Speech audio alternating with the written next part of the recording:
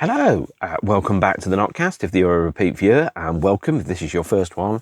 This is number 326. It is Wednesday, 18th of October 2023. And before we get stuck into what I really want to be talking about, a little bit of admin. Who knew that me having an opinion, being a bold man on the internet, having an opinion about the new Roger Waters studio record, Dark Side of the Moon Redux, would be so controversial. Some of you guys who in the comments, you have no manners, and it's not depressing. It's just like, really, people employ you and you talk to other people like that.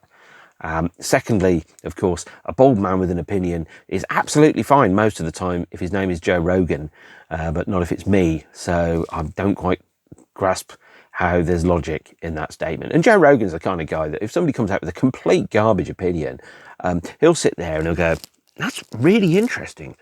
Why isn't that discussed in the mainstream media? Are they scared of something? Are they shaping the narrative?"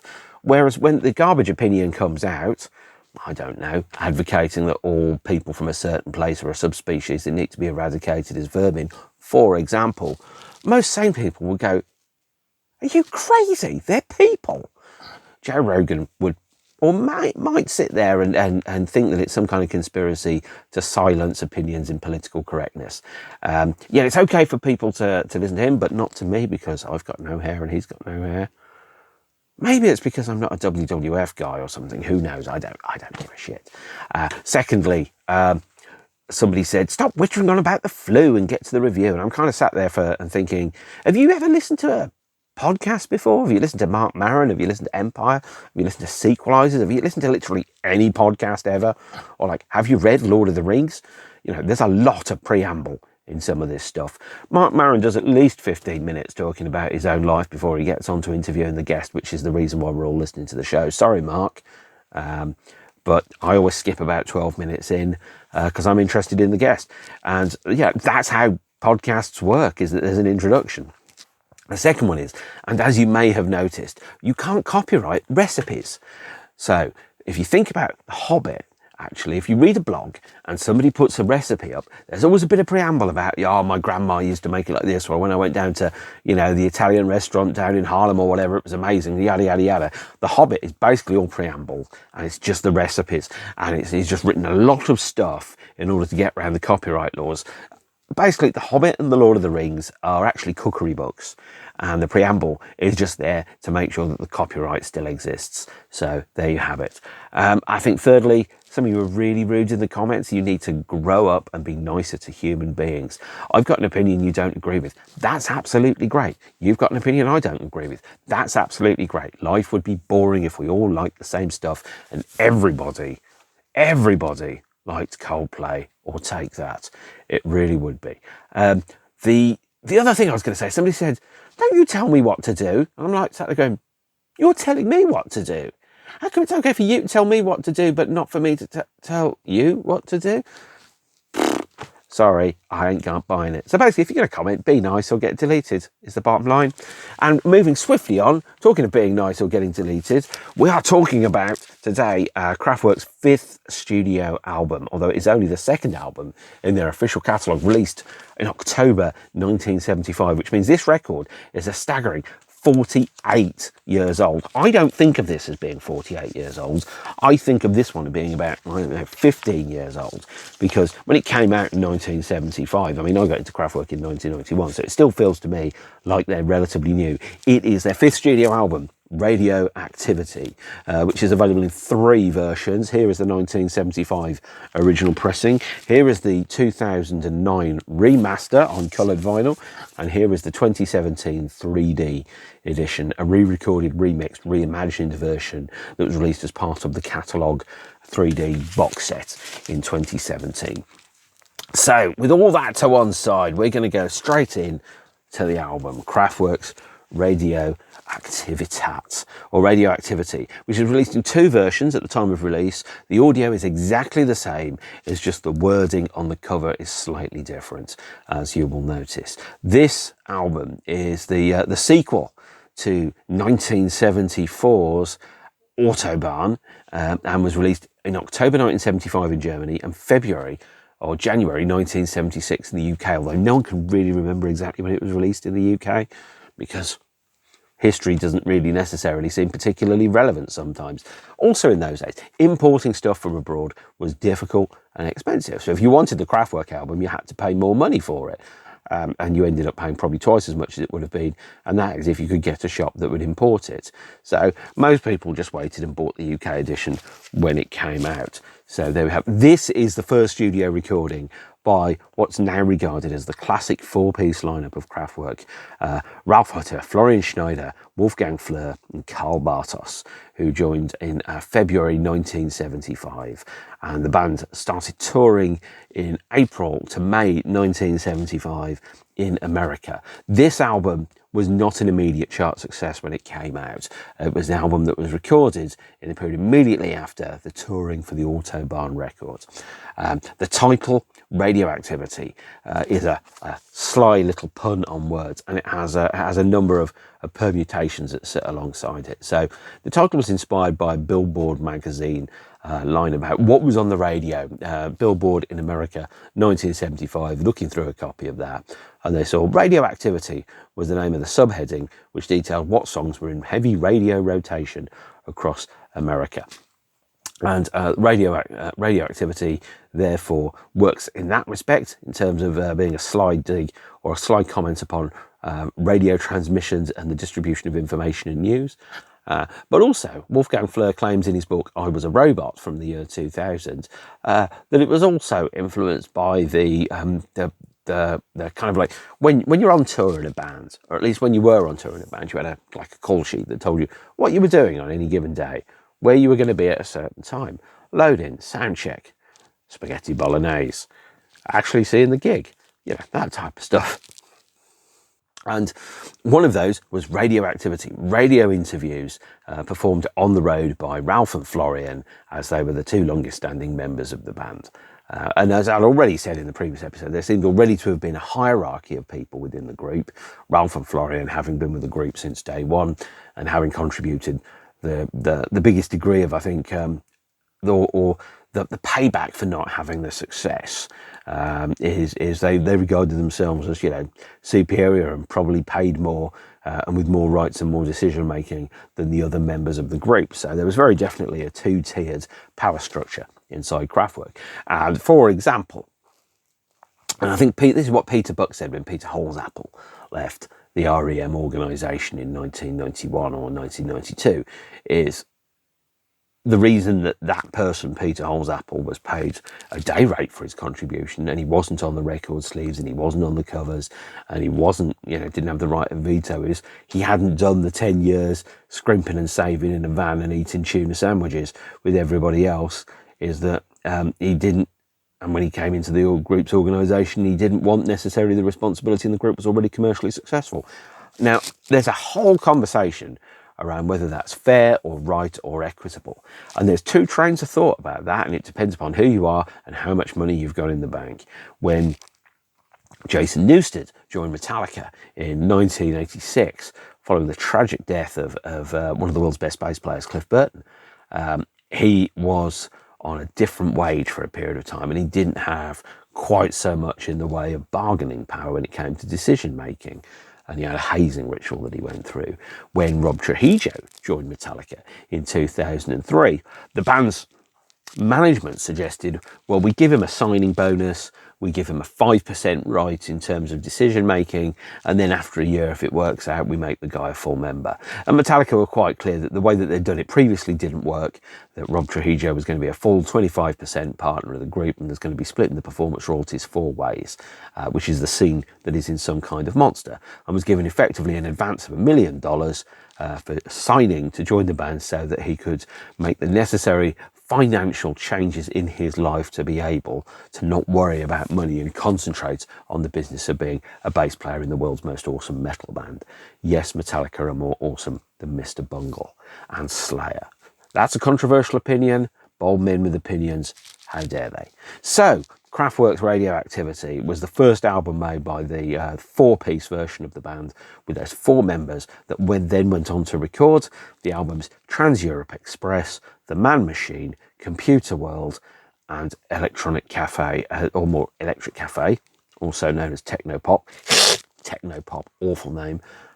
Well, I'll get to that when I get there later. And Carl Bartos stayed with the band for the recording of the subsequent record, The Mix, although Wolfgang had left by that point, although Carl isn't credited on The Mix, which I think is a shame, but that's another conversation.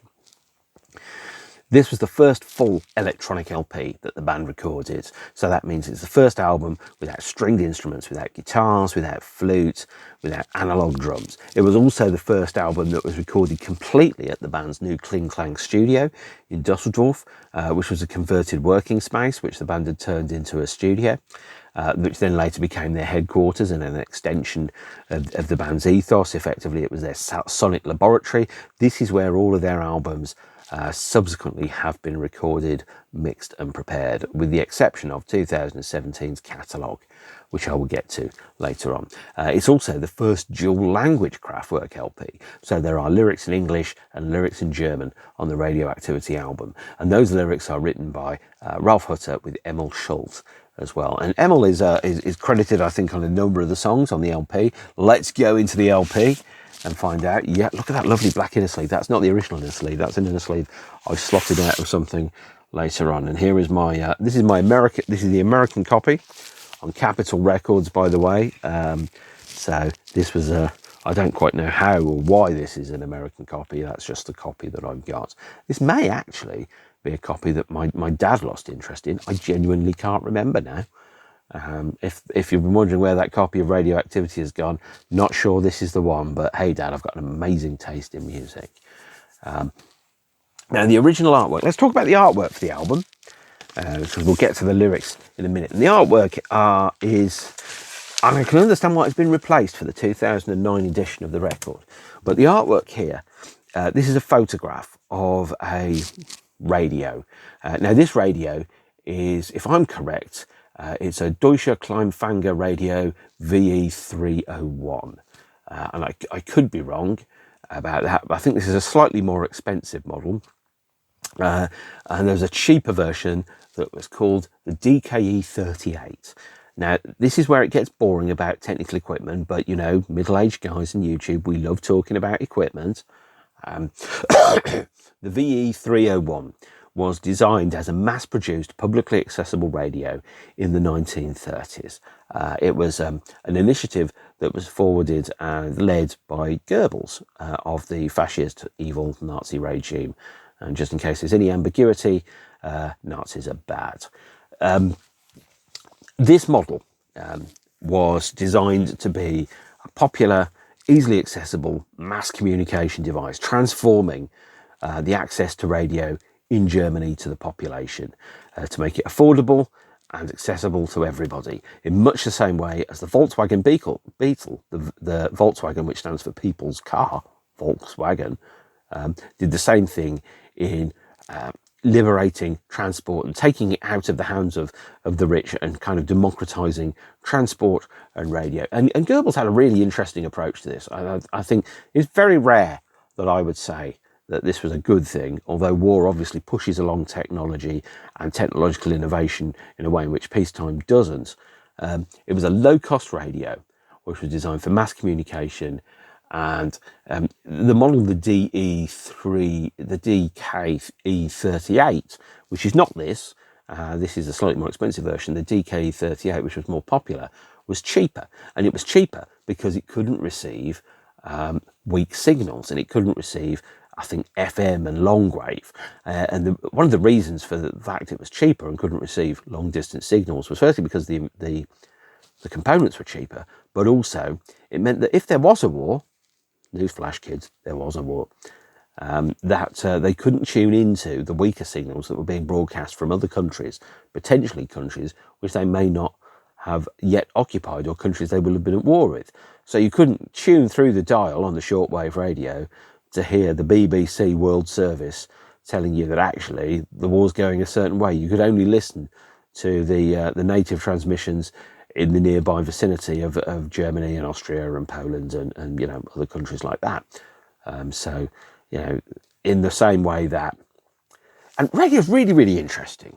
Now, it sounds like it isn't, but it really, really is, because during the Second World War, there was a defector to Germany who broadcast on FM radio to the UK from a radio station. I think it was in France.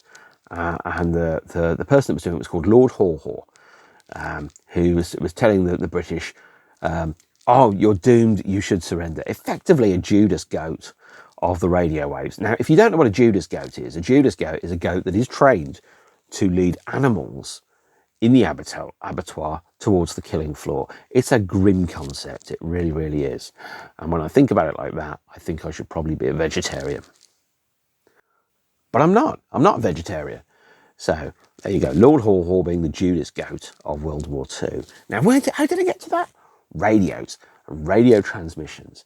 So the communication through this democratized communication and allowed easily access to instant information to the population, transformed the flow of information across the world or across the nation, so that you didn't then have a situation where you found out about the news a day afterwards when it was in the newspapers.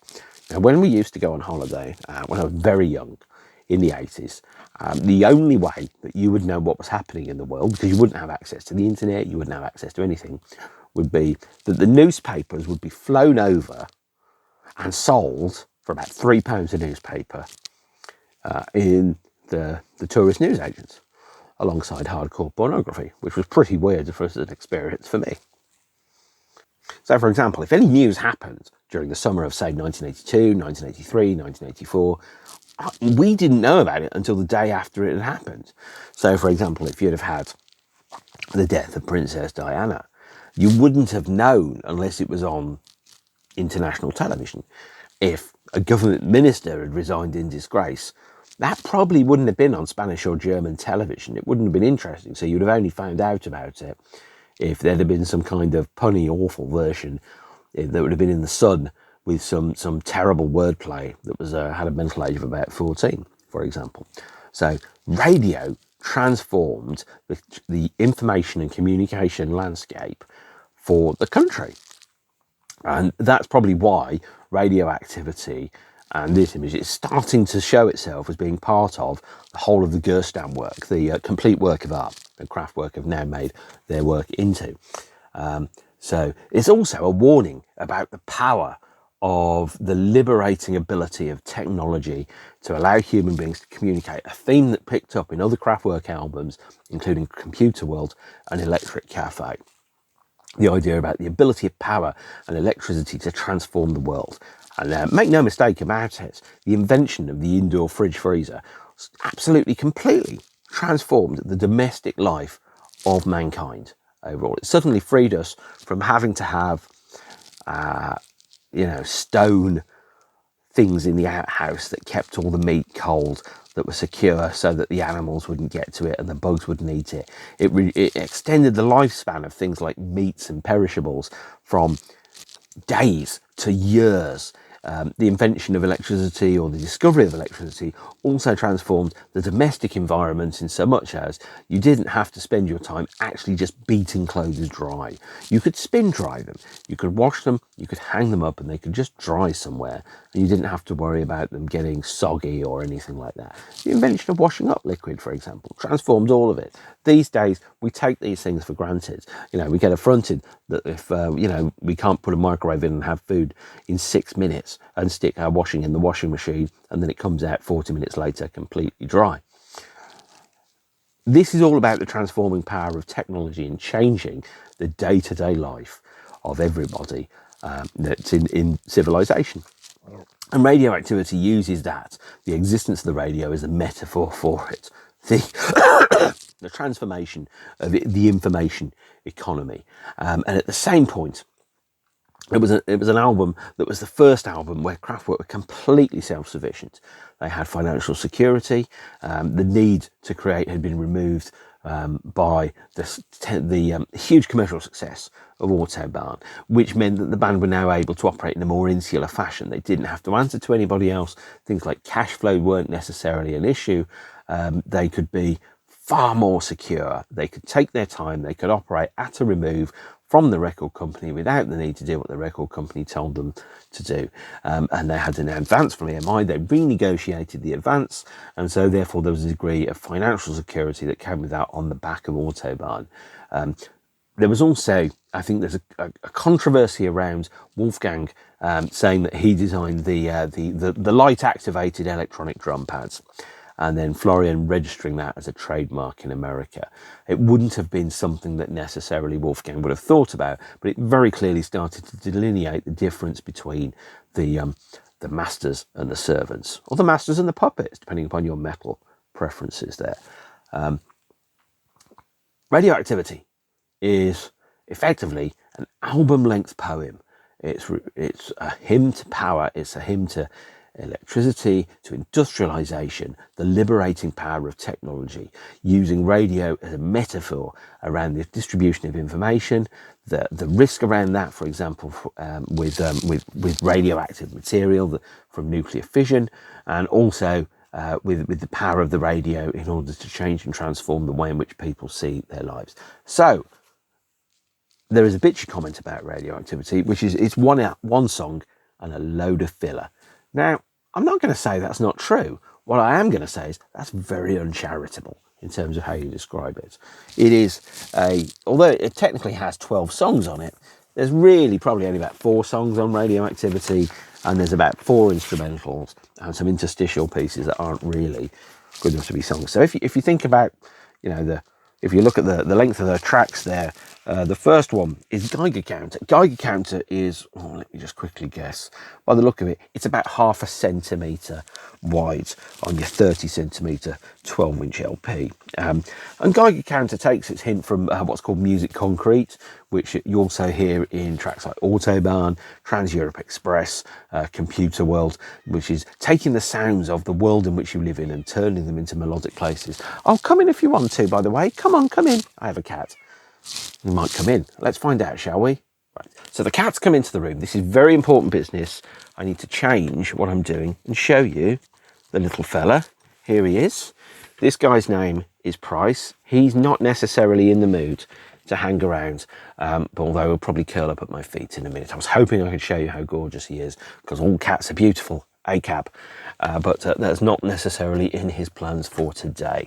So, Radioactivity, right, I've moved on beyond Geiger Counter, and the second track on the album is Radioactivity, which is the first of, there's 3 vocals on side 1 that have lyrics co-written by Schultz, and then there are 4 on side 2 that have lyrics co-written by Schultz as well, although I think saying that they're co-written is overstating it. So effectively, side 1 of the album, although it does say it is 6 tracks, is actually really only 3 long songs plus 3 really short ones.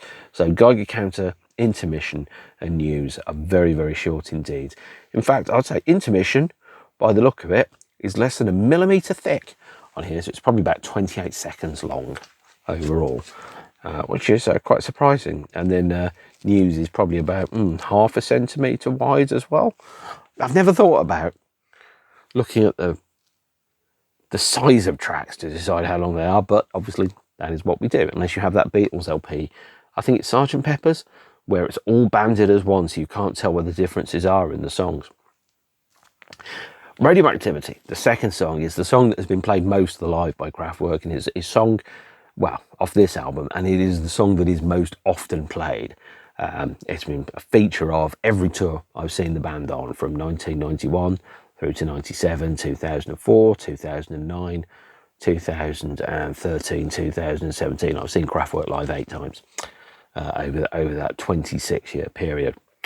And start off with Radioactivity. It's the most obvious song that's on there, and it has an intro, and by the way, it's played on, I think it's a Vaco Orchestron is what it's called. It has the same chord sequences, or the same chords as Pink Floyd's Echoes, by the way, which according to what is on here, C, C sharp, can't read that, A minus. But also it has the sound of Morse code, and the Morse code is oddly reminiscent of Astronomy Domine by the Pink Floyds. But also, actually, if you listen to the Morse code that's tapped out during the song Radioactivity, what it actually spells is RADIO Radioactivity.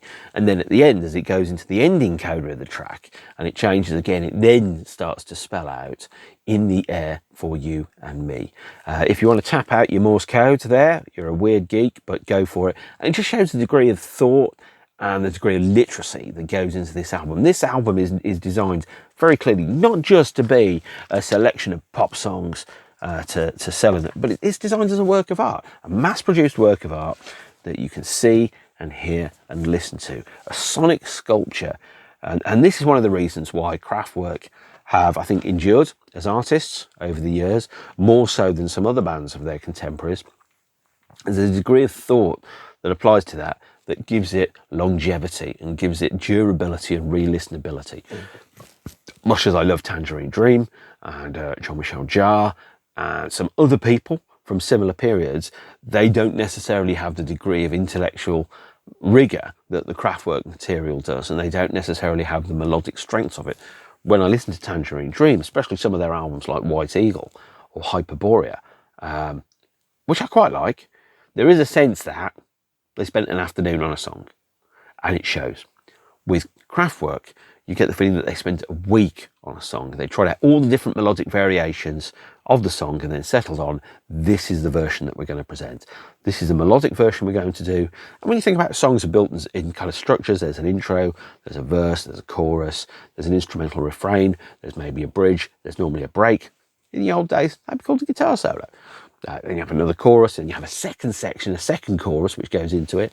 And then you think about, instead of writing a song and thinking that's 3.5 minutes, that's actually 6 or 7 separate movements. And each one of those movements is a 30-second chunk, and they're designed to sit together and then create a narrative that in a linear fashion reaches through to a conclusion. That's what great songwriting is that it tells you a story, and it tells you a story sonically, it tells you a story through production, it tells you a story through the process of evolution. So, for example, even though the verse might repeat itself, the lyrics are different, there's an extra bit of instrumentation, there's an extra bit of drum tracks on there, there's percussion, there's a looping bass thing, there's some stereo, for example. So it's not just, well, we've cut and pasted the music from the first verse to the second verse, and we've just changed the lyrics. It's going to be different. There's going to be an escalation, and it's kind of like a building. You start off with a song. It's the foundations, like the foundations of a building. The start of a song is the foundation of the song, and then you build onto it, and you've got the reception and the first floor and the second floor, and the conclusion is the roof. And maybe the guitar solo is the lift or the stairs. Who knows? I'm an artist, honey. I really feel like I should be quoting Pet Shop Boys' Ego music now. It sounds very Lady Gaga, doesn't it, when I talk about songs in that structure? But a song, for it to work and to be satisfying, has to have a sense of conclusion to it. And this is why I don't like songs that fade out, because when you have a song that fades out, and there are very few songs I love that fade out, you do end up kind of thinking, is that just because you can't be bothered to write an ending? In fact, of the songs that do fade out that I do love, normally the live arrangements are absolutely brilliant because they've actually worked out how to end the track, which is, there we go. So that is, Radioactivity, the song by Kraftwerk. The song itself was also reissued in a re-recorded, remixed, reimagined and rewritten form in 1991 on the Mix album.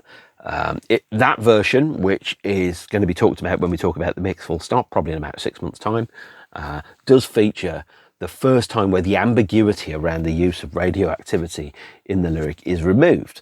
That ambiguity was also removed for the 2009 remasters, where the cover was changed from the photograph of Hitler's radio to a photograph of the radioactive contaminant signal.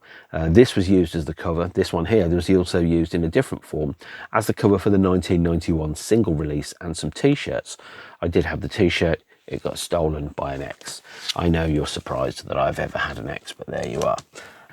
But that 1991 version, it removes the ambiguity around radioactivity. It adds lyrics around discovered by Madame Curie, around in the air for you and me, around radioactivity, around contamination, contaminated population, and also has an opening which details the sites of major nuclear incidents such as Sellafield, Harrisburg, Chernobyl, and so on. which is a sobering thought. Who knew that nuclear apocalypse and death by uranium-235 could be so danceable? Side 2, actually not side 2, track 3 is Radioland, I think it's Radioland, which is the last Kraftwerk song to feature Florian Schneider vocals, by the way.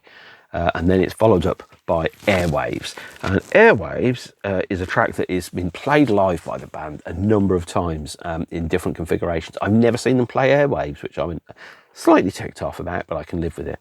Because there was a time when I thought I'd never get to see the bands that I love. Airwaves in 2002 and 1997 and 2022, when it was brought back into the set list, melded into a new and as yet unreleased Kraftwerk song. There are 3 songs which Kraftwerk have played live in the past 25-ish years which haven't been released, and one of those songs is called Tango. I don't quite know why it's called Tango. Maybe that's because that's the rhythm that the song works on, but Airwaves into Tango, and it feels like Tango is a natural conclusion or a part of Airwaves, which was never quite there before. I love that song, by the way. Versions of it circulate. There is a fantastic recreation of the unreleased song by a guy called Andrew Shaw, who, thanks to all his synthesizers in his spare room, has been re-recording a number of Kraftwerk songs, and they are available on YouTube, and I will post a link to his version of Tango in the comments any second now. And then we have intermission and we have news. And intermission and news are a bit of a damp squib when it comes to thinking about it in terms of being a song, because intermission is, you know, like a small radio ident, and news is just an extract of a random piece of news, presumably just ripped off the radio and then put through some filters and then put onto the album. We then go over to side 2 of Radioactivity. Side 2 is not so great, afraid to say. It's mostly quite forgettable, truth be told. It has The Voice of Energy, Antenna, Radio Stars, Uranium, Transistor, and one of my favourite Kraftwerk song titles, Om Sweet Om.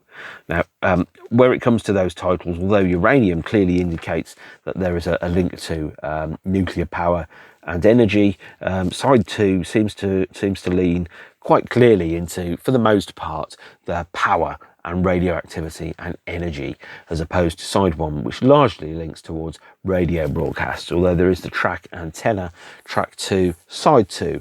The Antenna logo was used on the 1997 tour merchandise and t-shirts, although the band only played 3 shows that year. But for the rest of it, Voice of Energy, Radio Stars, Uranium, Transistor, Om Sweet Om, those are titles which clearly indicate that the rest of this album is around energy, power, and the liberating power of technology and power itself to change human lives. I also love the sly wordplay of the title, Om Sweet Om, because there is, of course, the phrase home sweet home, and you can't have a home sweet home without an Om Sweet Om. This version of Radioactivity, by the way, does feature an inner sleeve, although the inner sleeve is just an insert. There is the antenna itself, broadcasting information across the nation, and there is the 4-piece photograph of the new version of the band, the what's regarded by most people as the classic lineup. Florian with a flute that he doesn't actually play on the album, Wolfgang with his drums, Carl also with some steel drumsticks, and there Ralph nearer to the microphone.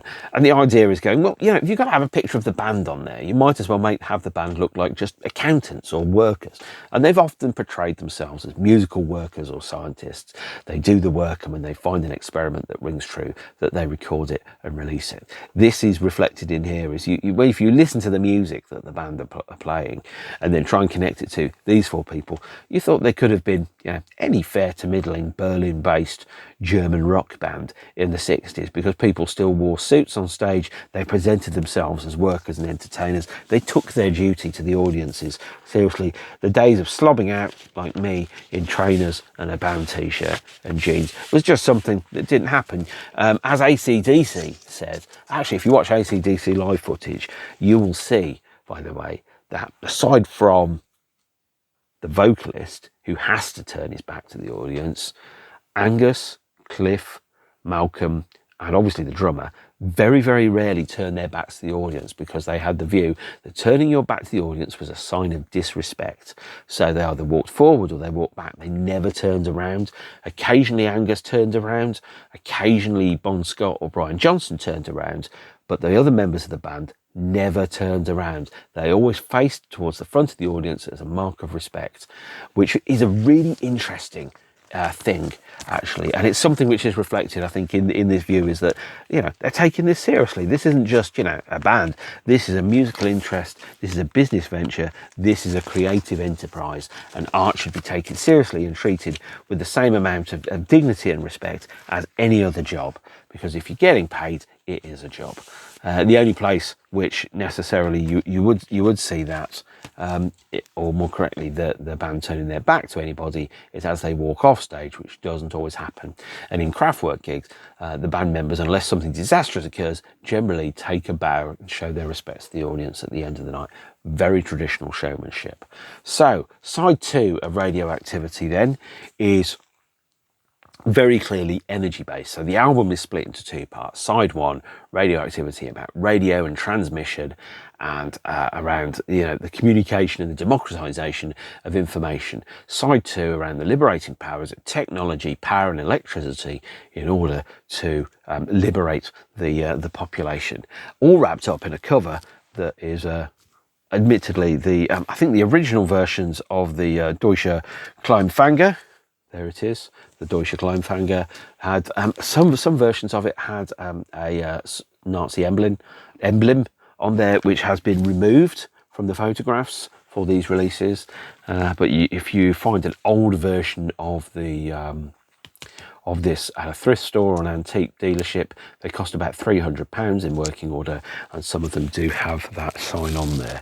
But as you can also see, it's not unintentional that the voltage and the electric power stuff is on the back there for the record. So, woof, that's the album in a rush. It did sell 500,000 copies in France. And one of the reasons it sold 500,000 copies in France was because Radioactivity was released as a single in France, and I think that sold about 400,000 copies. And the strange thing is even though it sold that many copies, the band couldn't sell more than about 800 tickets a night. So they thought, well, we'll go on the road, we'll play the album live, we'll play France because we've sold 400,000 copies of the single, 500,000 copies of the album. But that didn't necessarily translate into concert sales. So here is the French Radioactivity single on Capitol Records there, recorded in Germany, made in France, with I think what's called a silver label. So effectively, rather than paying for paper labels, just pressing the data and the copyright information straight onto the label there, into the plastic, and backed with antenna. These are the LP mixes. They are not exclusive versions, edits, or otherwise mucked about with. They are just the album versions put onto 7 inches. And of course you have to sell B-sides, so antenna is perhaps a wolf in sheep's clothing there, because it's trying to fool you. Is, well, if you haven't bought the album, there's 2 pretty good songs on here, and if that's just a B-side, well, surely the rest of the album must be just as melodic. Oh, no. Nein danke. That's not how it works. We do, of course, also get another one of the classic photos of the band members on the back there as well. Right, Radioactivity also got a CD release. This is the first CD release, or one of the first CD releases that there was. This is on Capitol Records, copyright 1975. Probably a flat CD transfer of something like the Cassette Master. And this was issued in, and it doesn't tell me, although it's got a barcode on it, this is EMI UK. This was probably 1988, 1987, something like that. Probably cost £13-14 then, which, when you think about the inflationary adjustment that there's been for CDs, means that CDs have remained in absolute terms exactly the same.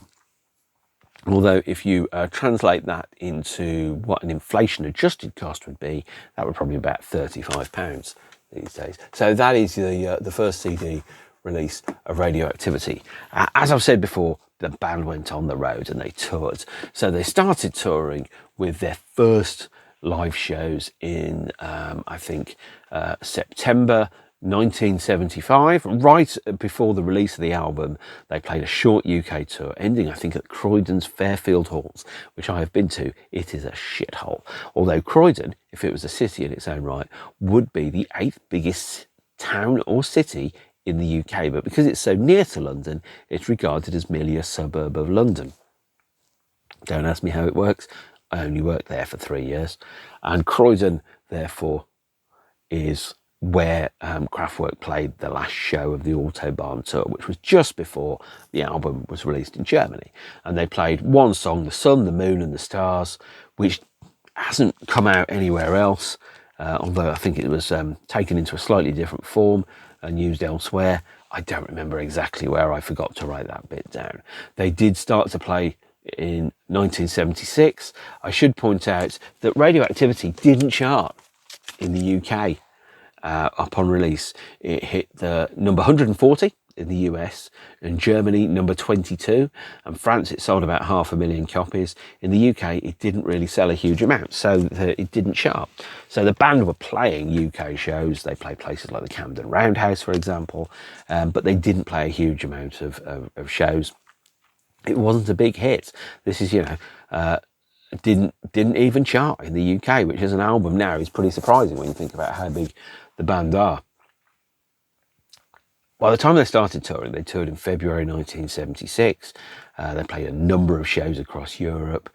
They then also played in late 1976, in September and October, and they started to add songs from their next record. So 1976, by the time they were playing somewhere like the Amsterdam Paradiso on the 11th of October, the set list was Comet Melody from Autobahn, a new song called Europe Endless, which was on the upcoming studio record, Geiger Counter, Radioactivity, there was, what's it called?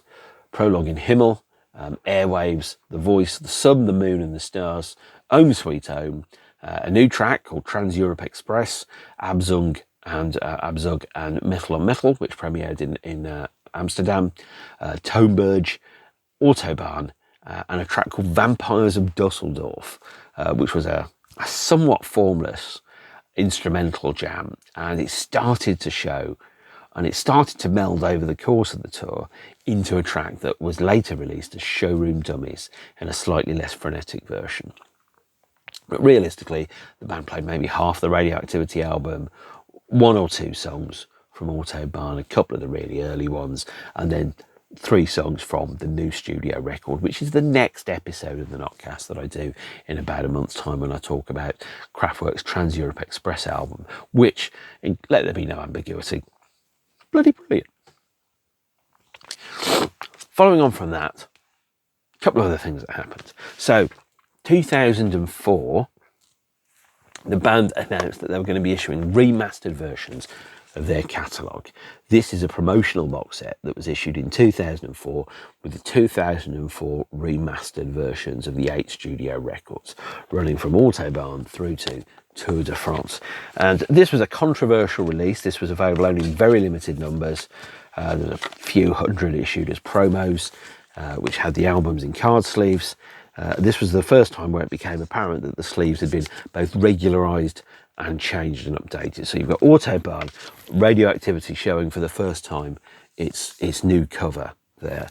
Trans-Europe Express showing its new cover as well. The Man Machine showing, actually this is a unique version of the Man Machine cover because this isn't used on any other editions of the record. Computer World there.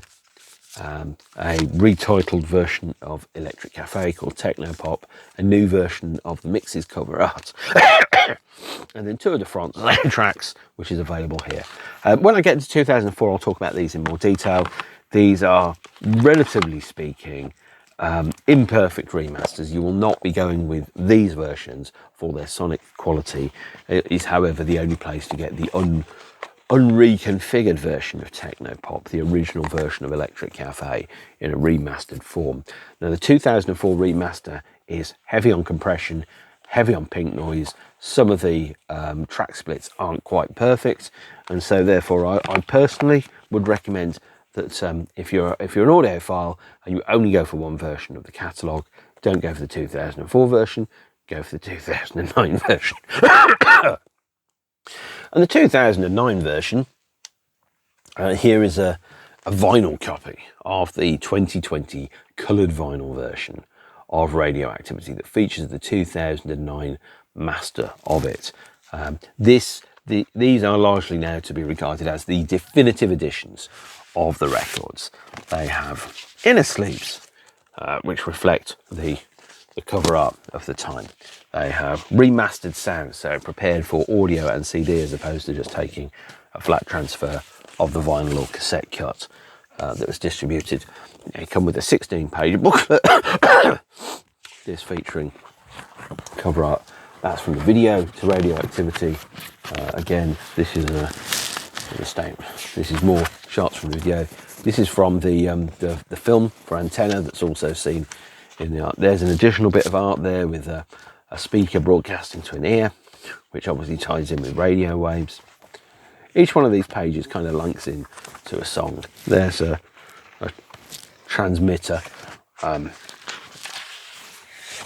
there's an ohm, I guess is what it is, alongside the photograph, a photograph there of Emil Schult, and the lyrics to the track themselves, with lines from effectively Radioactivity, Radioland, Airwaves, The Voice of Energy, Antenna, and Radio Waves, I think it is as well. So that's Radioactivity, the 2009 editions. If you only have one version of the albums, the 2009 editions are perfectly serviceable, unless you're a snob around getting the exact and original artwork. One of the first NOTCASTs I did 3 and a bit years ago now, showing my age, was where I talked about the coloured vinyl versions of the albums. I have very little to say about them, to be honest. They sound like the albums I've always known and always loved, just with a slightly better dynamic range. I'm not an expert on mastering. I will be hounded off the Steve Hoffman forums with pitchforks for saying that. Forgive me, I am just a man with a man's courage. That is the Radioactivity album. In 2017, though, we did get the 3D catalogue. Kraftwerk presenting, re-recording, reimagined, remixed, reworked versions of their 8 official albums from their studio catalogue, presented as an 8 CD or 8 LP box set. I, of course, being the sad record collector that I am, have both the editions. Here is the vinyl version of Radioactivity, number 2 from the 3D catalogue, and it's a faithful, enlightening and essential alternative, effectively Kraftwerk remixing their own body of work and presenting it in a way that is sympathetic and I think really interesting, and updating it so that any of the essential age of the material, which has been caused by, let's be blunt here, technology, synthesizers and money, have been overseen and changed overall. And that is Kraftwerk's Radioactivity album, which, I'll be really blunt, really like this. Really strong record. Strong conceptually, strong musically. It works well as a suite of songs. I never get tired of listening to it. I've been listening to this album for nearly 40 years, and there has not been a year or a week or a month or a listen to this album that's gone by where I've thought for a second, I don't like this, or it's showing its age. Now, some albums I love and listen to from when I was younger, Iron Maiden albums with pictures of monsters on the cover, for example, I do kind of feel, have I grown out of that band? Am I no longer that interested in Eddie the Ed and his terrible exploits? And the short answer is sometimes, yeah, I am, but I've never got bored or tired of listening to Kraftwerk, and that's why I'm talking about them now. Although, of course, I'm a complete hypocrite. I'll start talking about Iron Maiden shortly, and you'll go, oh, Mark, remember when you said you'd grown out of them? And I'm like, yeah, but I've run out of records to talk about. Don't judge me. So, Kraftwerk's Radioactivity. I think this is a really solid, great record. Recommend it highly. Stream it, love it, buy it. So, thank you very much for watching. If we're going to wrap up here, as Jerry Springer would say, take care of yourselves and each other. As Bill and Ted would say, 69 dudes. No, they'd say be excellent to each other and stay beautiful. And I will hopefully see you soon. Okay, I'm going to hang up in a second. Bye. Oh, hang on. I actually do need to press the stop button. I've forgotten that. Well, don't tell anybody, eh? This is like a guy that's left it slightly too long, almost like too many endings, like Lord of the Rings. Smell you later. Bye.